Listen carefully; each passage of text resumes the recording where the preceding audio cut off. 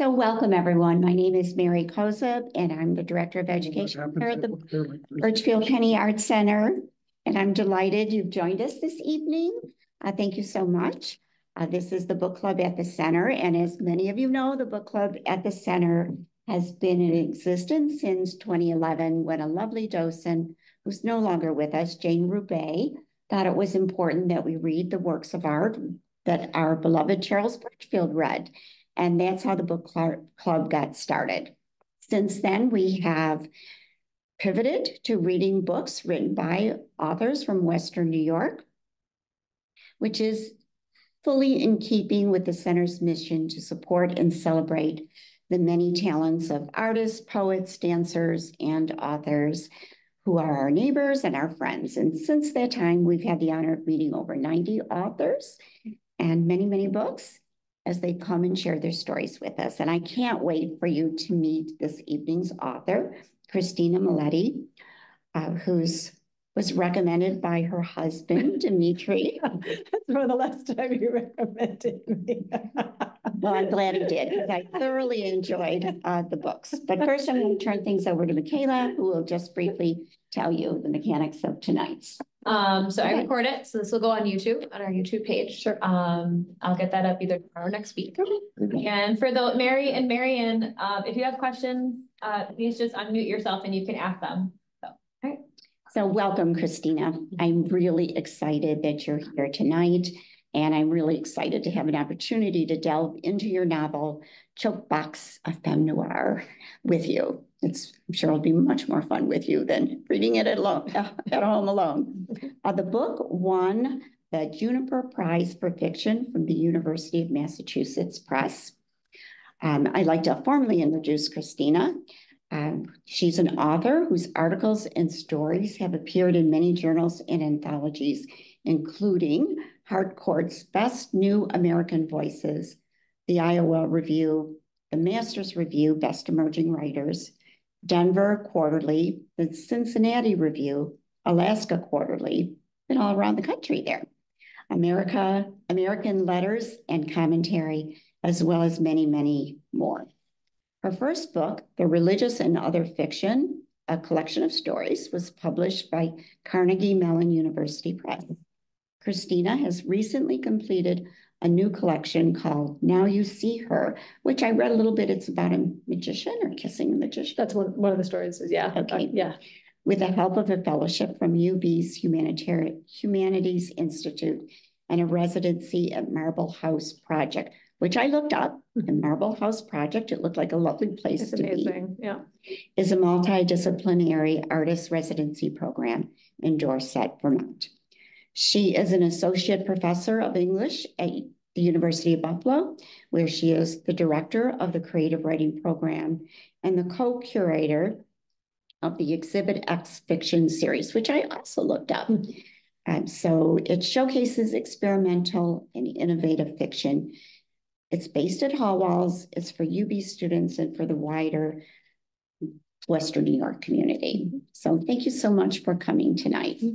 I have one more thing to add. Christina recently won the patron prize from Thorn Willow Press, who published her winning short story, The Girling Season, in a special letterpress chapbook edition.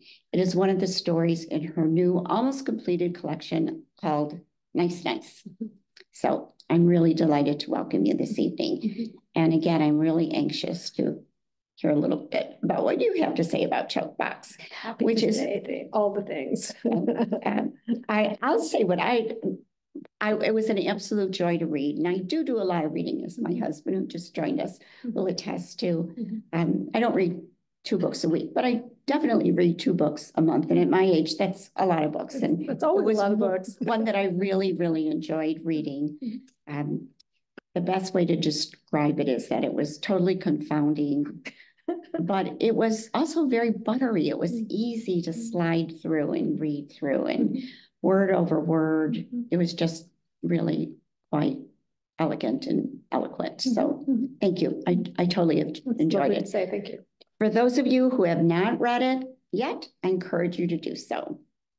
And you will I wish you had read it because we could have quite a lively conversation, but it's kind of like a roller coaster ride in a Alfred Hitchcock movie. You're not quite sure what's true, what's made up, what's... The narrator is a bit cagey. Yes, yes, very much so. So would you like to give a little bit of a synopsis of the book or the premise of the book? I'll say, why don't I give a synopsis, and then I could also maybe, if you want, I mean, you said I could leave this up to Oliver, but I could just read the opening chapter, which sort of sets. I think so. It's would that be good? Yeah, that'd be wonderful, and then everyone will have a sense of who Joan is. Yeah, and this is like the key sort of launching place in many ways for the book. So it might be, and it's short, just a couple pages. And will maybe give you the flavor for what the book is trying to accomplish. But I was very intrigued by thinking about women narrators who maybe weren't always telling the truth, because we tend to have lots of sort of deceptive male narrators who kind of, tell all kinds of different stories in all the genres, but we don't often have female narrators that are trying to tell one story by telling another, or perhaps incapable of telling the truth, perhaps are outright lying. And I want to sort of explore that terrain a little bit. But the narrator is a woman named Jane Tanlin, and the sort of base facts of the novel are that she has been accused of doing away with her husband, but she claims he just disappeared. And when she says he disappeared, she means that literally he kind of just disappeared from their lives, while at the same time continuing to control them through what he was writing wherever he was. That he's a writer, he was writing this, or he was trying to be a writer, he's writing his memoir, and whatever he was writing, wherever he was kind of controlling his family's ongoing lives. And so this book is meant to be a counter memoir. She's writing it from where she's been involuntarily incarcerated at right next door at the Buffalo Psychiatric Center. So this book is supposed to be the truth. She's going to tell it all and tell it true, except that the deeper you get into it, it becomes clear that whatever the truth is, Jane might actually be incapable of telling it for all kinds of different reasons. But at the same time, she is telling a truth that's worth listening to. The book represents sort of that trajectory of her trying to reveal the truth, and our efforts to kind of pull the many threads of what is true and what's not.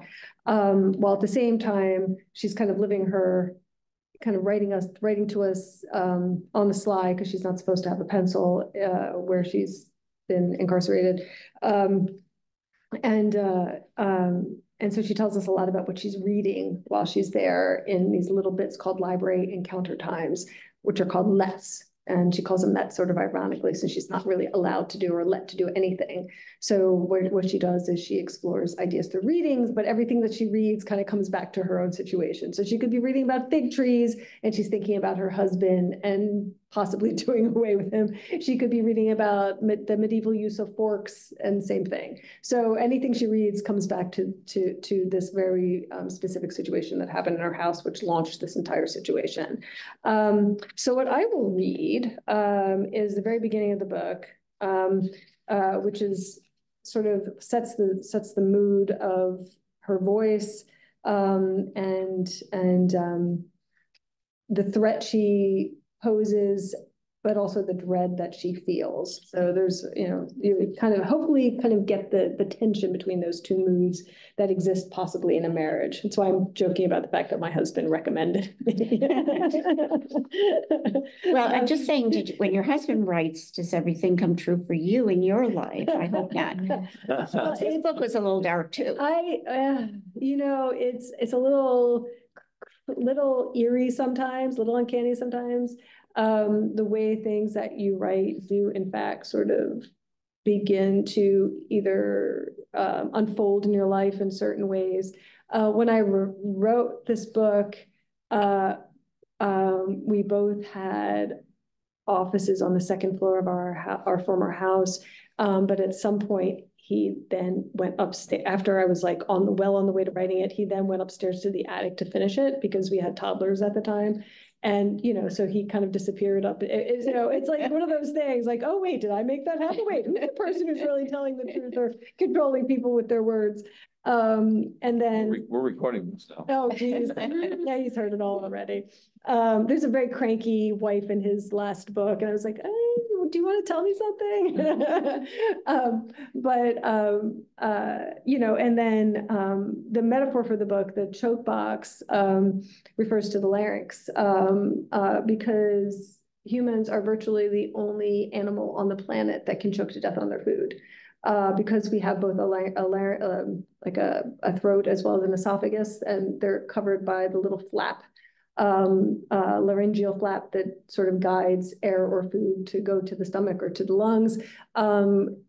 It's all fine if you're just eating or just talking, but when you talk into it at the same time, the flap can get a little stuck, and that's why when people get experience choking.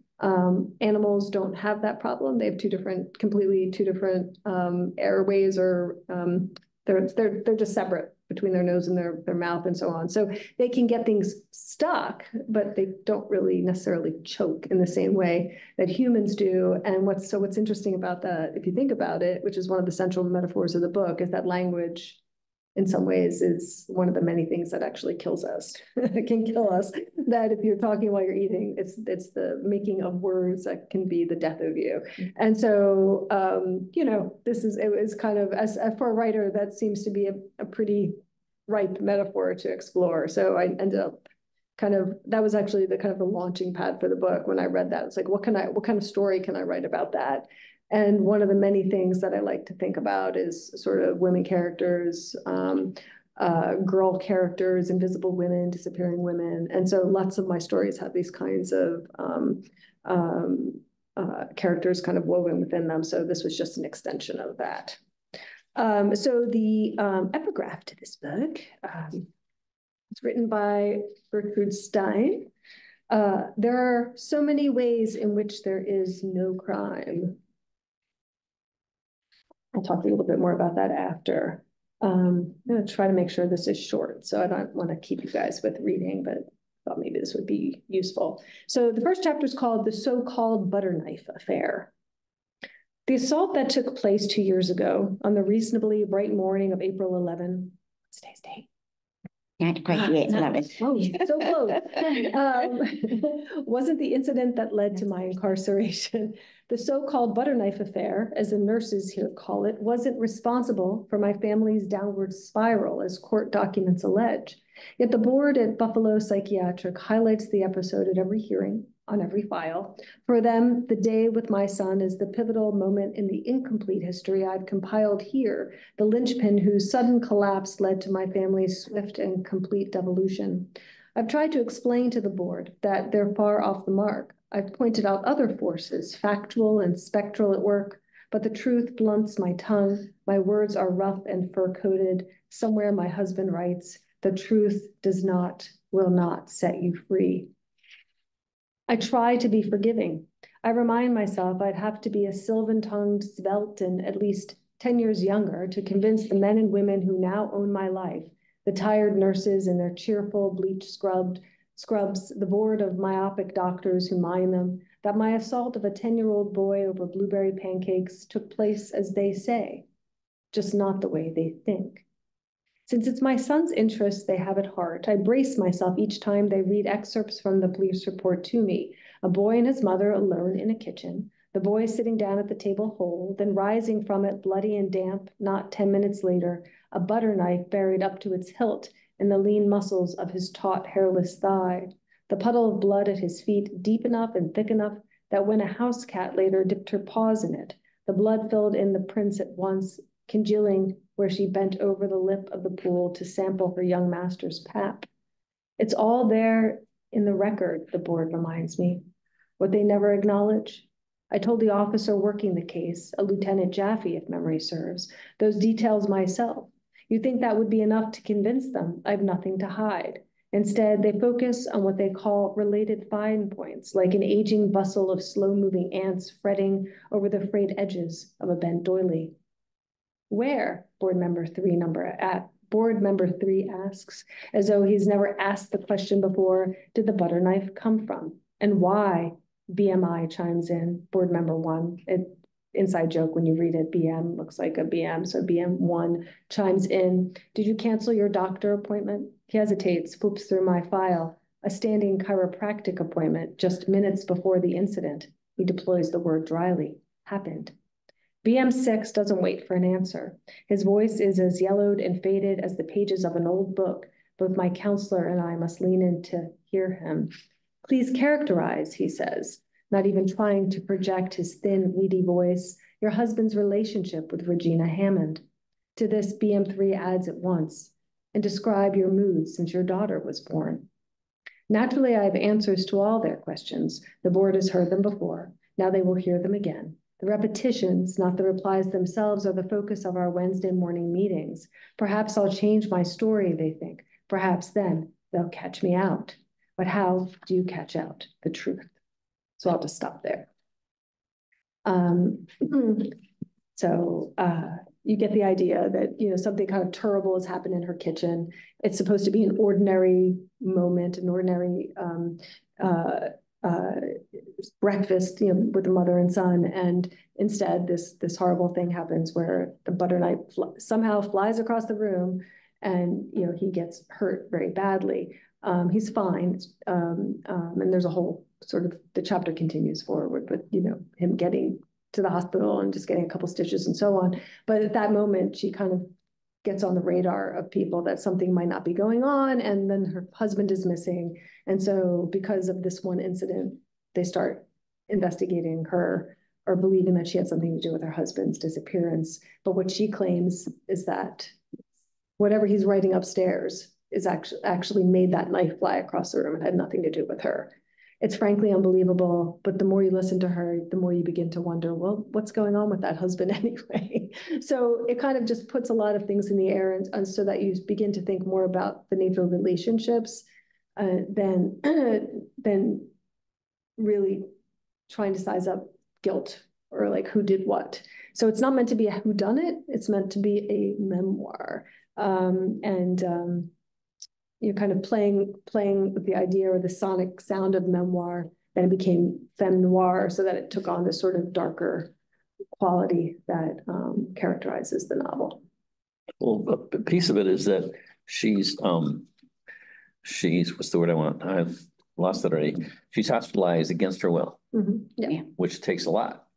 But in the story, as it's told, they're just repeating the same thing, holding on to her for a long period of time. I do. I mean, we could get into the fine legal points of like what it actually takes to, you know, get someone incarcerated, and I leave that a little hazy in the novel for all kinds of reasons. One of which is that I'm less interested in that than the fact that, you know, this is supposedly happening to her, right? And what she's really capable of telling us anyway is not always clear. I happen to work at a variety of places, but one psychiatric center where people were kept beyond longer terms of time than any other place in the country. Wow. And those kind of scenarios behind the scenes would be what would be occurring. So it's like, oh, or somebody might mess with somebody's medication to make them stay longer. Yeah. It's really bizarre. Yeah. I think once you're in a vulnerable position like that, anything can really happen. Other people start controlling your lives. And so I guess I wanted to put her in a very vulnerable position or to reflect on other vulnerabilities that she'd also experienced. Well, it's done. You wrote it really well, and it leaves those great pieces just like standing out like the elephant in the room. It's like, yes. Wait. And you want to pull yourself into having a solution. Yeah, it's true. You want to solve her life for her. And I think part of the issue is that some of these things are definitely unsolvable, and you have to kind of live with that discomfort for sure. Yeah. Yeah, every question doesn't have an answer. Yeah. And I looked at it in terms of themes. Like to me, there are some broad themes with little sub themes under them. And because you can't just like a lot of authors come in and will say, well, why did they, when they met on the beach, did they know they were going to fall in love? There are no answers like that. I really try to avoid those kinds of things. Yeah, well, you did an excellent job at avoiding those. Really excellent job. So certainly disappearing is an overriding theme. The cat disappeared, right? But then the cat was there licking the blood. Was it the same cat? I don't know. Well, I think the cat was dropping the mouse off in neighbor's house. Right. I think right. It's supposed to, yeah, right. So time sometimes slips like that. And I think the cat, I think you're right. When did the cat disappear? I think this takes place before the cat actually disappears. If I was gonna try and like look at the chronology. Well, it's not linear. There is no line, timeline where you could drop things, happenings into. Right, and of course she thinks that the woman that her husband's likely having an affair with did something to the cat as well, right? So, it's mostly I think. The story itself in many ways is super simple. She thinks her husband is doing things that are making her life with her family untenable. And because of that, and that's probably true, right? You know, probably things needed to change in this relationship, but instead of like solving that problem, it becomes all these other problems as well instead, and spins out in all kinds of what she calls spectral ways. So the ordinary becomes extraordinary. As things sometimes do when we kind of focus on them for too long instead of solving them, just kind of stay focused on them for too long. And so that's sort of the core. But then because I'm kind of interested in these larger, you know, I don't know, philosophical questions, we'll call it for lack of a better word, I was able to kind of pull in lots of other ideas as well. So for instance, I don't know if any of you have read sort of The Yellow Wallpaper by any chance, if you like stories about what can happen in sort of psychiatric centers. I mean, this is was written by the wife of a 19th century psychiatrist. They parted ways, but it's sort of a Gothic story about a young woman who, after the birth of her baby, kind of begins to, she's probably experiencing postpartum, is probably, you know, if we were going to put a finger on what's going on, but sort of loses, it's not feeling well, is feeling depressed. And so instead of being allowed to occupy herself with work or gardening or anything, her husband tells her she should go rest in this this room in the attic. And the more she rests, the more she kind of loses her grip of reality. And then the more she loses the grip, the more they begin to like lock the door. So, you know, by the end of the short story, you know, she's been staring at the yellow wallpaper in this particular room so long that she begins to see a woman that's in the wallpaper, a woman who's trying to get out. And, you know, if you read it, it's a story that's taught a lot in all kinds of different classes in the English department around the country, in English departments around the country, even now. You know, it can be read as a kind of psychological journey. You know, she is the woman behind the walls, right? It can be read as sort of an early Gothic or a, you know, kind of an American Gothic story and so on. That's sort of this part of the genre. And it's all, you know, been very influential on sort of feminist literature as well. So it's it was one of the stories that I was thinking about, like what kind of yellow wallpaper still exists if that's not colored by sort of the Gothic, that we can kind of take and put all the kind of contemporary suburban mini mansions and, you know, you know, a kind of contemporary city. What kind of Gothic story can still happen in a contemporary city, in our contemporary moment? That farmhouse itself was a character in the book too. Right, because it's the last, it's, I was thinking about the ways in which sort of developments happen, especially in like, and I think particularly in Clarence, like you just see like these big farms still sort of kind of being swallowed up by, and also like I guess East Amherst is still happening too, but kind of being swallowed up by, you know, by developers who, you know, kind of make a neighborhood. All of a sudden, a neighborhood will exist.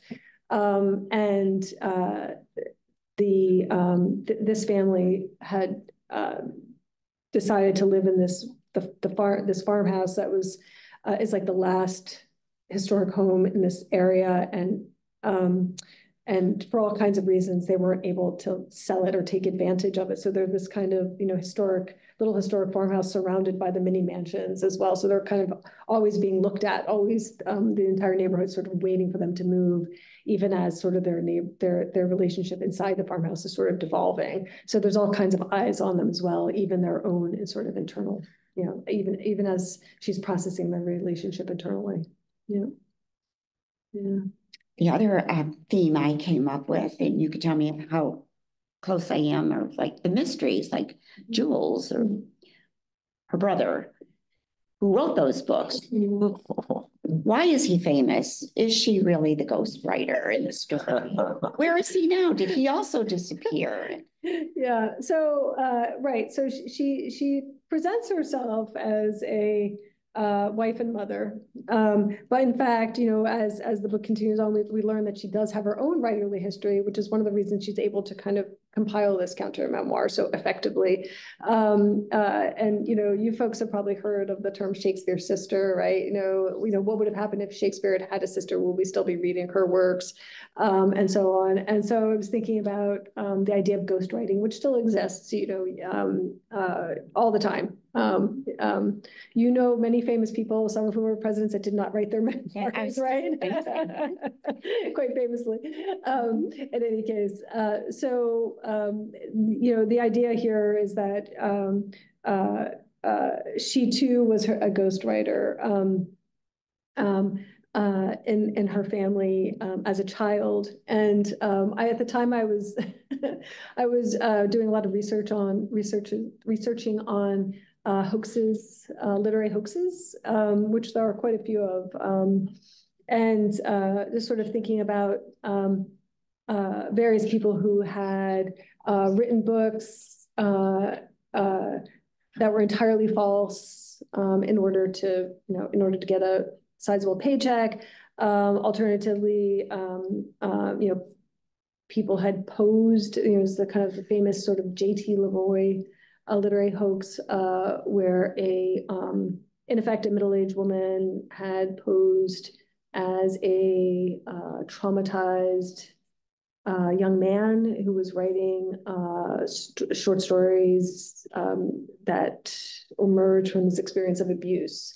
And she was able to wrap up the entire publishing industry in her work, as well as many well-known celebrities. She had hired someone to pose as this person, because authors have lots of events, and this actor would go and just kind of be dressed in, not really allow his face to be seen, and would not speak, but would just sort of attend. And so, this kind of went on for years until someone was able to, kind of crack open the case and kind of reveal that,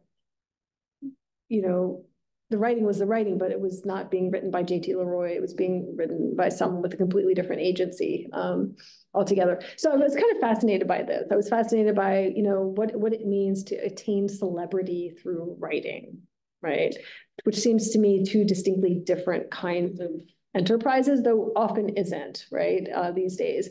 In the age of selling your book, when you're talking to a publisher, they have you fill out all these kinds of marketing questionnaires, and they want to know about your social media presence, as well as everything else, and so, with all things being told, if they have two good books, they want someone with a greater social media presence. So these things begin to count.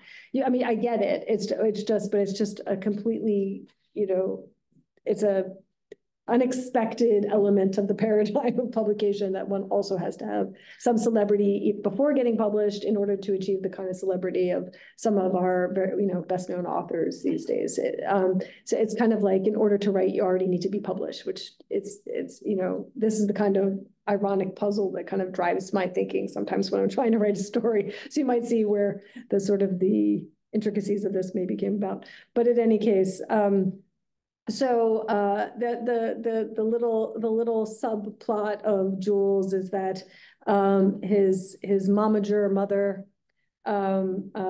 is able to convince the publishing industry that her teenage son Actually, it might have even been a tween at the time. I can't recall. I think it was teen, like he was like 13 or something. I can't just remember what age I settled on the end, but that he was writing these books. And in fact, and she was selling them as his writing, but in fact, it was his older sister, the narrator of this, who was not much older than him, who was in fact something of a kind of savant, as an older teenager, writing books in her brother's voice so that her mother could sell them. But because their entire livelihood depended on this kind of arrangement, she never says anything. So she becomes a ghostwriter in her own life, so that no one really knows what's going on. But this has kind of implications on on her young brother's life, and he I don't know. He does not have a happy ending, put it that way, which is one of the many things that colors her as she kind of moves into adulthood, and she doesn't want to write anymore. So this is the very first thing she's written in years, and the idea is that, this is true, as opposed to everything else that she was writing, except as you read it, you're like, this can't be true. And so you're kind of stuck in that conundrum all the time of what is real, what is the truth, and how do we know it when we see it? Supposedly. And just one of the many secrets that are in the book. Secrets is another thing that there's, I love that she found a leaf that was stuck on a nurse's shoe, and she hid that as though it was a little treasure because she needed, I'm thinking she needed something of her own. So yeah, absolutely. You think about the sterility of hospital rooms and things like that. And at the time I was actually in hospital rooms a lot with one of my kids. And so, yeah, that idea of kind of personalizing a space, like what makes a space your home, right? And it's someone that has lived in it, historic houses since I was basically kind of I guess I was older than an adult per se, but the house that we were living in, the old Elmwood Village for 20 years, I could go to the History Museum and see who lived there. In fact, one of the owners was Lockwood. I think it's a John T. Lockwood. In any case, the fellow, book collector, I believe he was a lawyer that endowed, University of Buffalo with one of their libraries. So it was one of those, is it secrets, or is it sort of just the way you experience sort of the constant sort of deja vu turning of your life? But here I was at University of Buffalo, and I did not find out about the connection to Lockwood for, I don't know, at least 7 or 8 years into living there. And then, I found it out, and then curiously, the librarian of the poetry collection there, the rare books room, one of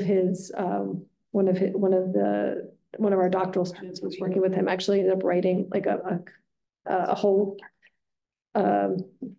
a history of Lockwood's life, which he ended up giving me. So I got to read, he had found other articles and so on that I was able to experience. But, just kind of like living someone else's choices in your home, right? Our first home had these enormous, we believe they were meant to look like opera settings, enormous canvases in the dining room. We think one of the former owners used to do stage sets for one of the theaters in town, and they were of ships and sailing. We would adore them, and then we'd be like, what is this? What are we living with? Who chose these? And clearly, and someone told us that the painter died before he finished them, because some of the other, most of them matched, but there were 2 or 3 that were decidedly of a different aesthetic. They were very fantastical, had these really cool, funky fish and, like mermaids and things on them. They were much more pleasant to the eye. They were really much more interesting than the sort of the very staid kind of ships sailing off into the distance and things like that. But I don't know who they are. There was no way of figuring out, what the provenance of those were or anything like that. And so you're kind of living in someone else's history, but you don't know who that person is. So who chose that? Who designed that? And yet I'm literally saturated by it. And I mean, that's kind of a metaphor for, living in a country, in a city, like what are the choices that have come before us that are coloring the way we see things now? Well, I think that was one of my questions too, because her husband, what was his name, Ed? Ed Parks, perhaps? No, Ed Park is the. I know. He's been here. Yes. with- Oh, good. He's Yeah. great. His family is a mystery too. And his family, I mean, he somewhere in the book, it talks about how, or maybe he was, part of his writing is that the family vanished, or maybe that was why he needed to write, because the family that vanished, the town they lived in vanished. And so he was trying to rebuild his own sense of self or sense of history. Yeah. By writing this memoir, his memoir.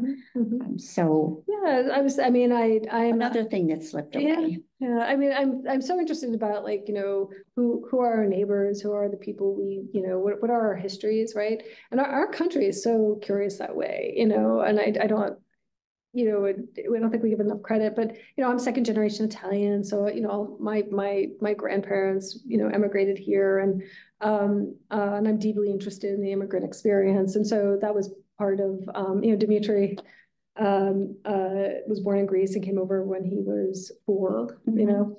And so, you know, and you know, and all of these people, you know, experienced war, you know, experienced hardship, you know, as we do here as well. And so I think it was important to me to kind of inflect the book a little bit that way, and that we all have histories that are maybe not always, you know, worn on our sleeves, you know. Sometimes they are, sometimes they're very visible, other times they're, you know, we call them, you know, you call them secrets before, which I like, but, you know, there are histories, you know, we just can't read it all at once, as it were, you know, when we meet someone.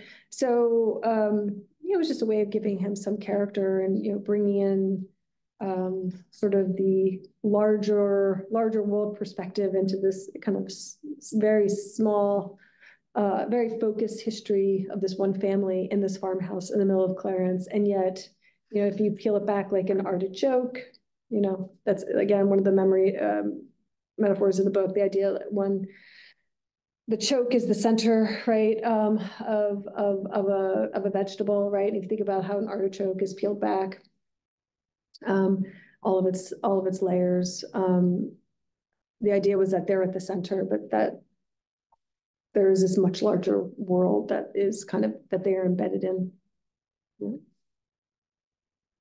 I want to hog all the comments. So. A simple question that everybody asks, and I never ask, but I'm going to ask. How'd you go about preparing for the book? How I go? I mean, what you do, what your life background is, kind of says a lot. It's true.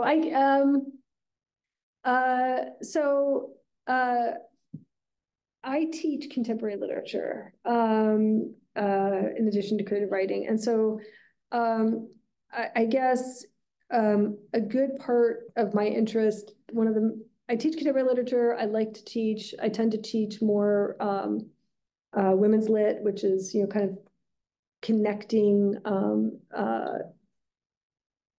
certain voices through time together.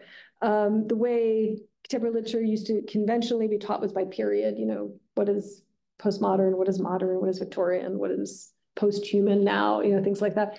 And I was kind of more interested in thinking about antecedents, like, you know, what did Gertrude Stein write that inflected or, you know, kind of set off the next writer? You know, how are these writers connected to each other and in what ways? And, you know, can we make like a family tree? Can we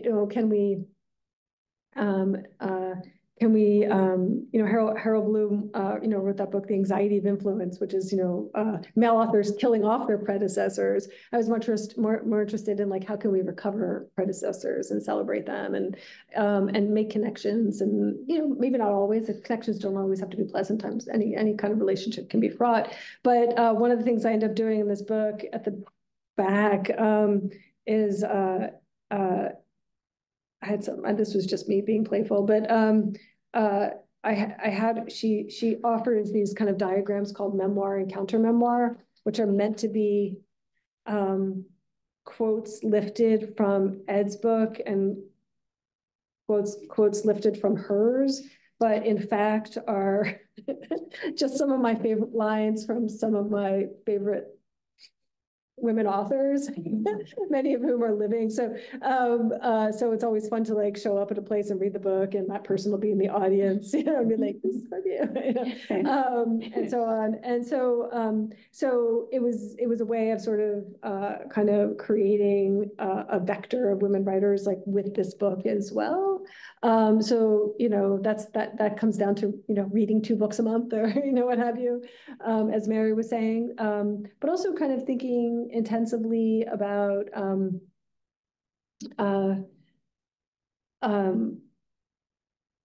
some of the techniques that are popularly or conventionally assigned to various genres of writing. So thinking about deceptive narrators and, you know, what we mean when we say deceptive narrator. Inevitably, we're talking about sort of a character like Humbert, say, in Lolita, you know, Nabokov's Lolita, or Max Ford's narrator. It's rarely assigned to a female narrator. So it was much more, it was very much a sense of being indebted and immersed in contemporary literature and its connections to sort of modernist literature as well, sort of trying to see what had been overlooked and trying to embed that in this book. So, you know. So in the story, I mean, the theme is very central to the woman. Mhm. Where'd the theme come from? Oh, I was probably feeling really grouchy, and I was raising toddlers, and I was, you know, thinking about being incarcerated. I was sure you were for a second. No. I mean, I did want to write a cranky female narrator, because and I love the word cranky, you know, like gals aren't allowed to be cranky. We have to be sweet or angry, you know. Cranky is just like, meh, meh, you know, sort of, you know, just having a bad day, you know. And so I wanted to kind of write that voice. And, you know, and she's not always cranky. I tend to think of her as cranky, but, you know, she goes from like super hopeful and optimistic to incredibly bitter as well. But most of the time it's just sort of this, just irritated, you know, kind of irritable position of like, why is this happening? You know, Where'd the psychiatric theme come from? I think literally driving down Richmond Avenue all the time and seeing the Richardson complex. Okay. You know, when we moved in, it was not restored yet, you know, and, you know, it's just, and I'm actually kind of annoyed because I now know one of the docents over there, and on Easter Day, he gave this sort of extended sort of private tour of the complex. I was meant to be there and I could not make it. And so I given him some of this material, and I was like, I have to be there. And so he was showing like all kinds of spaces that normally you don't get to see on the tours that they run. But I was just fascinated and by that building, because it's the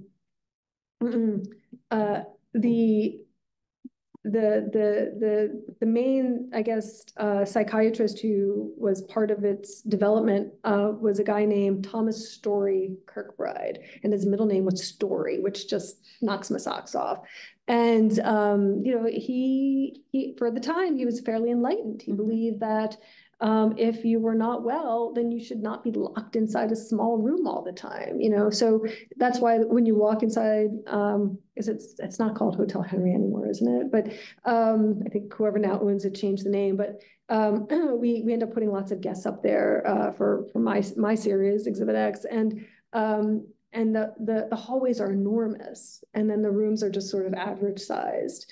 And if you notice, they also frequently like curve a little bit, I think, you know, so the idea being like that he wanted people to come out of their rooms and to be in the hallways and to you know, have moments of exchange with others, you know, in order to sort of, you know, improve their mental state. And the grounds were there. I don't think did Olmsted have something to do with the grounds? Yeah, Olmsted designed the farm. Yeah. Yeah, all of this, the whole college area was part of that farm where they Right, so the idea was that you Or could get outside, outdoors. be outside, you Plant could try and play, flowers. yes, garden. So, it seems pretty enlightened for the time. And, I think that probably changed Took a dark turn. yes, they all frequently, see, this is what the book is about. Things were light until it took a dark turn. It's just, it does seem like human nature. Things always end up taking a dark turn. Yes. Comment and a question. So you probably know that the hotel's supposed to be haunted. A lot of Yes. people Yeah. won't stay there because of that. Well, I can tell you stories about I'm that. sure. The question is, do you have, and I'm sorry, I have not had a chance to read your book yet. Fran has enlightened me on the book. You were speaking about your ancestry and second generation, et cetera. Is there any writers in your background in your family? My father is a writer, but not a fiction. He majored in math because he thought it was cool. He was like, that was a bad choice. But he ended up, he wanted to be a journalist. So he was trained as a journalist. He worked for the Philadelphia Bulletin and the New York Times for a time. He was a financial writer. So he was the guy that would report on stocks and things like that, or, movements in various corporations. But he gave that up at some point and became, in effect, like the in-house writer for various, like Vanguard Company, various financial corporations and things like that. So, he's the person that, or he's retired now, but he was the person that would write those like little manuals on, this is how you should invest in an index fund, like the how-to things like that. He did write some kind of research report for the FBI on the mafia when I was a kid. I remember that. But it was mostly like kind of research writing, as it were. And so I remember as a kid, I would be writing book reports for school and he would be correcting my grammar and we would have fights over grammar. I mean, it was kind of silly. But when I make up words, which I frequently do, and he'll read my stuff and be like, that word doesn't exist. And I'll be like, it does now. And he's learned over the time, like he'll always say it, but now he's kind of he's now a little more easygoing about that stuff. There was a time when he was not easygoing about it, but I learned a lot from him. So, and my mother was a teacher, but yeah, no, there wasn't a lot of writing. I mean, and in college, I was a classics major, so I always knew I wanted to write. You just don't always know what to write about. And I think I figured out somewhere along the line that my problem was I was not interested in writing like very straight stories, realist stories. I was not interested in sort of writing about Jane and Ed and how they solved the problem of their marriage. Like, not so much. And partly because I'm not sure, we tend to live with things rather than solve them, Yeah. So I have actually a question for Fran, since you read the book. Did you notice that the baby didn't have a name until they told you the baby didn't have a name? I did. missed Lots of names. Whole time. Yeah. I totally missed the fact that the baby didn't have a name. I don't know why, but then I embarrassed myself. That's funny. Yeah, I actually like that. Yay team. There's a minuscule highlight that stands out in the book, and I don't know if I do the graphic description, but it's the baby when she swallows something. Well, that was the most bizarre part of it. Wasn't that gross? But it was, I mean, it was like, well, the end part was the best of what really was. You must have had a child that swallowed something. Yeah. Well, you know what happens when you have a child that swallows something. Oh, I do. Absolutely. You gotta wait till it comes out the other end. Yeah, no, I have to admit, parenting was like a whole thing. It's just amazing how much like the details of like keeping someone alive, it can wreck you some days. Because one day I was changing our middle child's diaper and he pooped a penny and I started crying. See, but you found it immediately. That's so awesome. Be the worst mother on the face of the earth. My husband said, stop crying. if we get lucky, he'll start pooping corners. Got a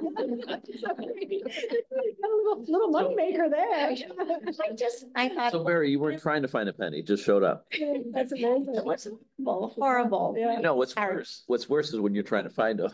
Oh, no, I did not. No. Yeah. It was just, I was totally shocked. Well, what is the thing that, I don't know if it's most children or the item that most children or maybe even most humans in general, because maybe they're colored by the period when they were children, choke on. What is the object that gets choked on the most? Please don't say pennies. Babies? Or are you talking people? I would say, I'll call it children. Okay. Yeah, but it might end up being everybody because of how many children do this, but I think it's just children. Yeah, Well, go in for the it. previous generation was marbles. Yeah. Oh, that's not it, but that would make sense. Yeah, what's that? A balloon? Nope, I like that though. Mine did Legos years ago. Little Legos. Hot dogs. Right. Hot dogs are But true. that's Oh, a, that's true. That's a food. Yeah. Yeah, not an object. It's actually safety pins. No. You choke on safety pins? Yeah, well, I should Only be right. I'm girl. sorry. I shouldn't have said choke. That's I misspoke. Swallow, and there's where you have to watch coming out the other end. But yeah, swallow, but also can possibly choke, I suppose. Safety pins, because in the old days, right? Right. Yeah. Safety pins. Oh, Um, good ones, yeah. Yeah, and then they're just around, so they were just so common at one point. In fact, if you go the Mutter Museum in Philadelphia, which is it's like a medical museum, and they just have all kinds of very uncanny artifacts, just a sort of science through the ages. They have a doll that one doctor used to teach other doctors how to extricate a safety pin from a child without damaging the child. But it's got lots of. Is that in your next? No, I mean, I actually think there's there's some footnotes here of all the different things people have swallowed and choked on. I had some fun with that. In fact, I think one of the writers I admire who's down at Bard, Mary Caponegro, I think she swallowed a safety pin, so it was kind of funny. But whereas I'm trying to think, I'm having but I actually don't think marbles were any of these. A lot of them were, I think with adults back in the day, it was like chicken bones a lot. Yeah. But oh gosh, what page is it on? I'm having this. Doesn't matter. I had a client once that when she really wanted to protest, she'd swallow bolts. Nuts. Bolts? Yeah. Okay, that's committed. Yeah, it always required a surgery of some kind. I was gonna say. Do it again. And When she was. Okay, I actually want to know more about that story. It sounds like there's more details that you have not mentioned. I will stop with, Attila the Hun. Yeah, he choked on a nosebleed. out of what? He died. He died because he choked on a nosebleed. A what? I don't know. It's Choked the story is that he died from, I think he just had like a violent nosebleed and it choked on. Probably he was asleep. Nosebleed. I think a lot of people were passed out drunk when they did these things, but no, I have. Sherwood Anderson died because he swallowed a toothpick from a martini, which punctured his. Who is that? How did that? Sherwood Anderson, the author. Yeah, I'm surprised that one didn't make it in here. Somehow I didn't know that. But yeah, no, I have fun facts, famous chokers, like Cher choked on a vitamin pill. I mean, obviously she survived that, but Mama Cass. Mama Cass. Yeah. But she Sandwich. supposedly choked on a ham sandwich, but that's totally made up. It did not happen. Oh, Yeah, no, it did not die from choking on a ham Oh, okay. sandwich. I think she had she had a Drugs? heart attack or something like that. There's a lot of drugs. And possibly drugs, I can't recall now. I mean, she was doing drugs, but I think whatever, like it was heart failure and, whatever that actually, final cause did her in. I have one more question for you, and that is, this is all about life from a woman's perspective or through the woman's lens, but she had very difficult relationships with women. And And it seems like the two, and I've forgotten their names, Celeste and starts with an M. Oh, right. Her lawyer and right. her Mhm. counselor Mhm. were her advocates, but at the end, they were not. They were not. Yeah. Nor was her friend who was having an affair with her husband, nor was her mother. Yeah. So Her mother was the worst. Yeah. her mother was the worst. Mhm. So she had lots of difficult relationships with other women. Mhm. So there wasn't that Mhm. kind of bond Yeah, right. between No, women. it's, yeah. I was really trying to isolate her in a very particular way, for sure. Her mother as the sort of the source of the Jules literary hoaxing. But then to a certain degree, the others were really just useful plot contrivances in a certain way. So because she has this technically famous celebrity past that could be useful to her lawyer and her psychiatrist were the ones who are telling her to write this novel because they want to steal it and publish it and make money off of it, right? Mhm. Right, right. And they're very sweet to her. They're great to her until she finds that out, right? And then so I had to have a kind of a reason for. It was just kind of funny at the end. Yeah, Like yeah. at the end when you see a movie and they tell you, Yeah. and then this happens. So many twists and turns. Yes, I know. I yes, couldn't there stop were. myself. But for me, what was very profound was I think there's nothing more hurtful than being misunderstood. Yeah. There's nothing, it's lonely and it's painful, and yet it's pretty much a human condition, something that we all experience. And so I felt very empathetic towards her because through the whole thing, she was misunderstood every step of the way. And so I felt really sad for her. She needs sympathy. I mean, part of the reason for isolating her is exactly this reason, right? She doesn't seem particularly sympathetic. Her story is a problem in so many different ways. And yet, the effort of the book is to, in fact, hopefully create that turn. Like all this stuff has happened.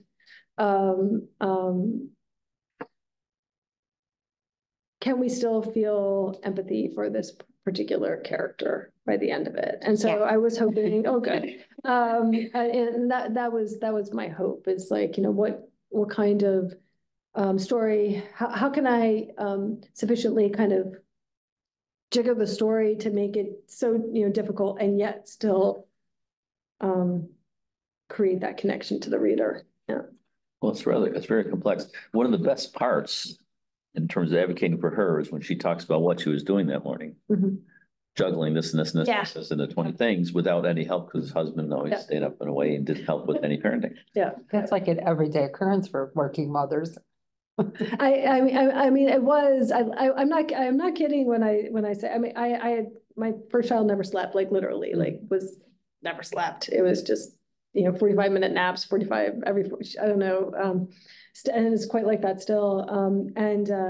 For someone that had like gone to graduate school and done a PhD, and like I would work from like 2 till 6 in the morning and then take like a nap all day long and then get up and work again. And suddenly it was like, okay, we have to have a routine to make this even bearable.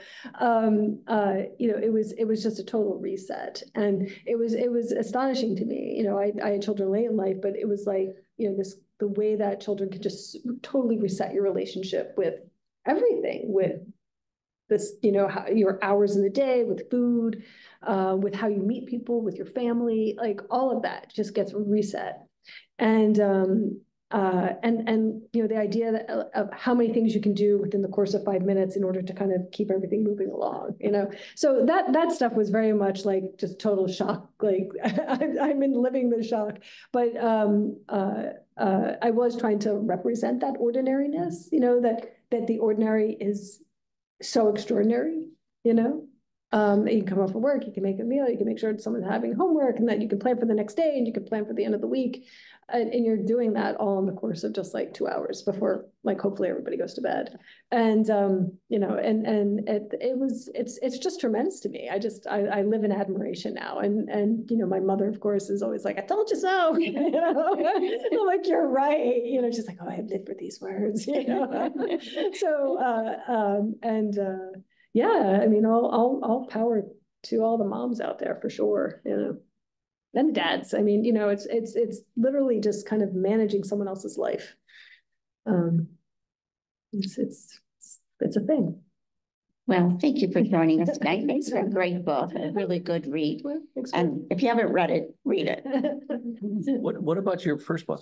First book, I this rather gruesome cover for this one, but this one was my playful one, The Religious and Other Fictions.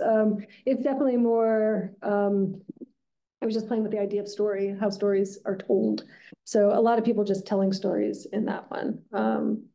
Well, yeah. when you first mentioned it, I looked it up and it's got my attention, but it's not available on Kindle or in a library. It probably isn't. I mean, I guess. It's on Amazon. Is it on It's it? out of- Yeah, no, it's definitely on out of stock. Amazon. You know, I think the distributor, like many things, I think the distributor closed. And yeah, a couple years ago, I had to buy a bunch of boxes of books just to keep them because they're just gonna pulp I thought maybe you had everything. something today. I had one. I happily would. Right. Yeah. I have more at home. I didn't know. I just bought it to showcase, but it's yours. But like just this week, they announced a major distributor, Small Press Distributions, closed, and we all call it SPD for short, but basically they're the distributor that has kept many small presses, has carried many small press books for decades now. And so it's going to radically change the small press marketplace. Now that that's closed. So these things are important. Well, thank you. We got to. Yeah, thank Thank you you. for coming. Thank you. Good to see you, Fran. We have to another.